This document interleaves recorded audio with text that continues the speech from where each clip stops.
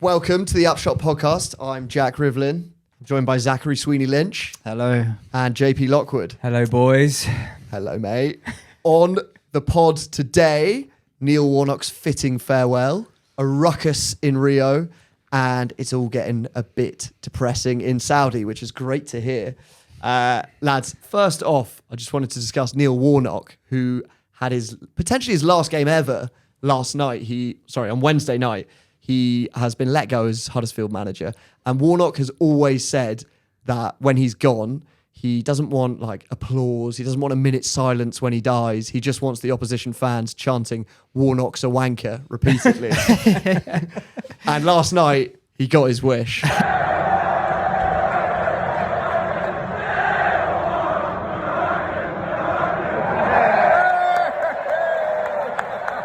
Quality. Yeah. Does he want that actually at his funeral? Like What, literally? 10,000 fans to follow the hearse down the street. Like, As his wife weeps. Yeah.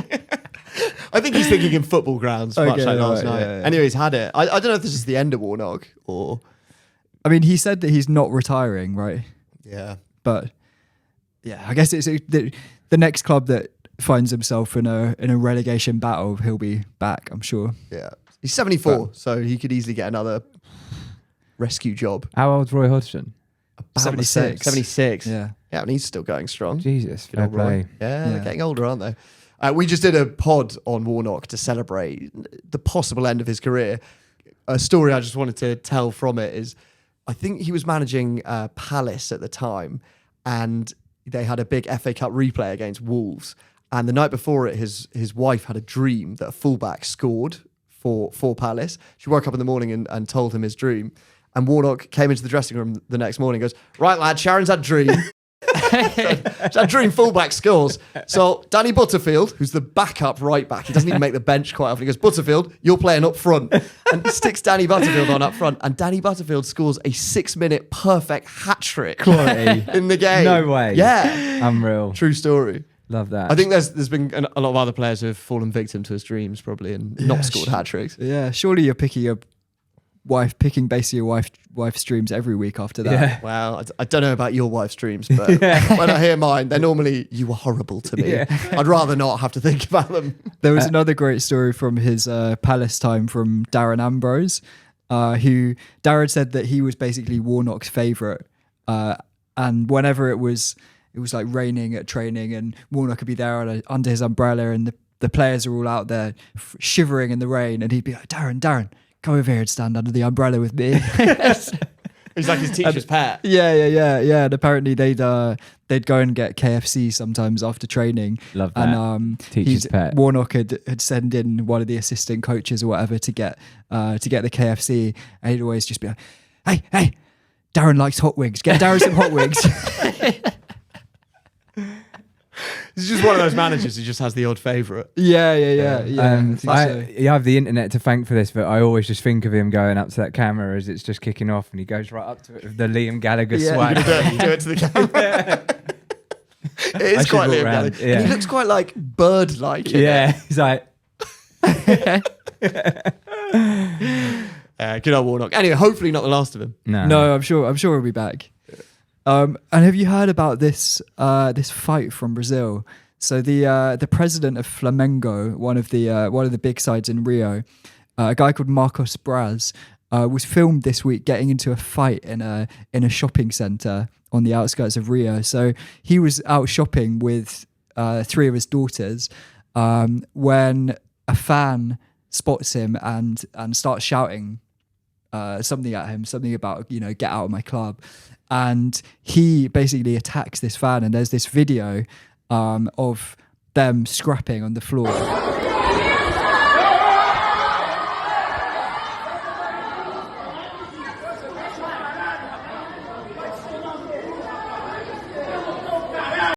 And eventually, like security intervene, and they end up locking the president inside a branch of Pandora. So there's a picture of all of the security guards. I think it's possibly his bodyguards as well, lined up outside protecting him inside this branch of Pandora.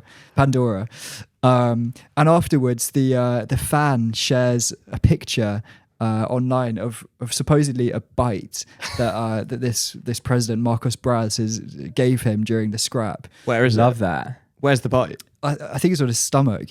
Lovely. Proper savage bite. Yeah, which you think you head out to the shopping centre on a Tuesday afternoon, bump into the last person you expect to bump into is your club president. Yeah. And last thing you expect to come. Yeah. No, You come home. All of a sudden, you're locked in Pandora getting filmed. Oh, Yeah. fuck's sake. That's like Todd Bowley going to Westfield in Shepherd's Bush, isn't it? And ending up biting someone. Yeah. Is that? I guess that's par for the course in South America, isn't it? Yeah, I I don't don't know. I think that seems pretty, it's pretty rough even by those. Yeah, I standards. just feel like everything runs a bit hotter in football in Yeah. Brazil. I guess even by those standards, getting bitten on the stomach. Yeah, It's a by lot. your club president. Has he been charged or anything? Is he gonna get? This was only a day or two ago, so Great. I think Yeah. that. watch this space. I picture that the fan ends up being the one who gets in trouble because the president might be a Yeah. powerful man. Mm. Yeah, maybe that's the sort of conspiracy you'd expect in Saudi Arabia, where I've got a few stories for you, lads. Did either of you see the pictures of Jordan Henderson playing in front of 976 fans this Wow. week? So he joined Al Ettifaq, they're one of the big Saudi clubs who are buying big names like Jordan Henderson. And obviously Jordan Henderson's been insistent that he hasn't gone to Saudi for the money. He wants to build a legacy. and do Change something new. things. Yeah. Well, he changed things for 976 people. And by the way, for reference, that is lower than the average for the lowest average attendance in the National League, Boreham Wood. Boreham Wood, it was something like 1,185. Quality. Yeah, so that's. But he didn't go there for the money, did he? No. Definitely not, mate. Went for the atmosphere. No, I got another one from Saudi for you. Do you remember Salem Al-Dorsari, who was the guy who scored against Argentina in the World Cup for Saudi Yes. in the win? 2-1, wasn't it? 2-1, yeah. Maybe 2-0. Anyway, he scored one of the goals and he's like national hero for that. You know, like every time he walks out of the house, there's people like forcing 3 cups of mint tea on him. Leaving trays of home-baked mamoul on his gold-plated Lamborghini. It's Memel Saudi. It's a Saudi Saudi snack. treat, isn't it? How, Yeah. how do you know it's a so little much sweet. about Saudi? Because we're cultured, Jack. Yeah, I'm impressed. I've got a recipe book. Yeah. New Jamie Oliver one, I'm guessing. Anyway, so Al Dosari, national hero and a legend at Al Hilal. And he's been there 12 years. He's been banging in goals for years. But they recently signed Neymar and they won a penalty in a game the other day.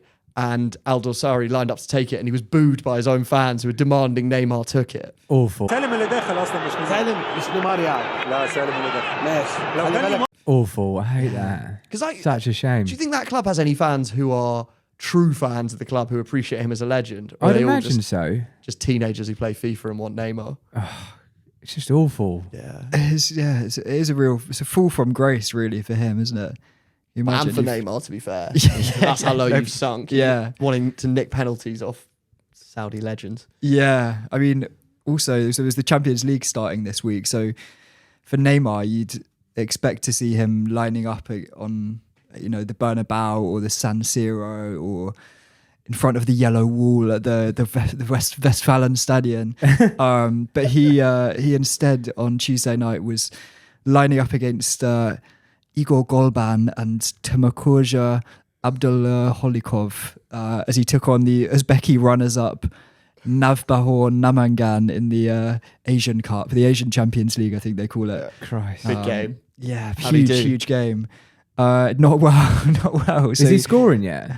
No, so this game they drew 1-1 Al Hilal. They equalised in the 100th minute, the 10th minute of stoppage time, and Neymar also kind of lost his temper at one point, shoved one of the Navbahor Namangan players, shoved Ivo Golban to the ground and booted the ball at him, and got a yellow card. So it's not going well. It's just so Mickey Mouse over there, isn't Yeah. it? I would love it if it doesn't work out for Neymar and he's not really scoring. I'm not convinced it's going to work out at all. I think it's a bit like the Chinese leagues. It's couple of gone years further back. than that, right? As in there are True. more big names there. Well, there was some big names that went over to China. Remember Hulk. Oscar from Chelsea? I remember Hulk because he's the guy who married his own niece. Niece by marriage, not by blood, but still, it's pretty weird. But Chinese Super League never had that level of big name. They didn't have a Ronaldo, a Neymar. True, they are going in for it, aren't they? Or an Alexander Mitrovic. Did you see? Alexander Mitrovic plays for the same team, Al Hilal. As Neymar. Yeah, and he's obviously joined from Fulham. And to greet him, the Al Hilal fans had a banner which said, UEFA Nations League top scorer 22-23. And also that was in the second tier of the Nations League. He was joint top scorer with Erling Haaland. I mean, that's... Christ. I quite like that they're like trying to manufacture like the kind of significance you get in an old European league. Imagine having that on your gravestone. You'll never sing that. Nations League joint top scorer, Stream B. You'll never sing that. But I get Mitrovic going there. I think the others, it's like, it's a bit depressing. Yeah, I did put Mitrovic in my dream team, which I was a bit pissed off about, but I'm not very good at it, am I? We've discussed this in the pub before. You're not very good at fantasy football, are you? No. Oh, well. Good fact that Jack is very good at fantasy. Very good at fantasy football, yeah. Do take me on in the Upshot League. All right, I think that's all we got time for. Yeah? Yeah. All right, well, thanks very much, JP. Thank you very much. Thank you. Thank you, Zach. Thank you, Jack. And thank you all. Cheers.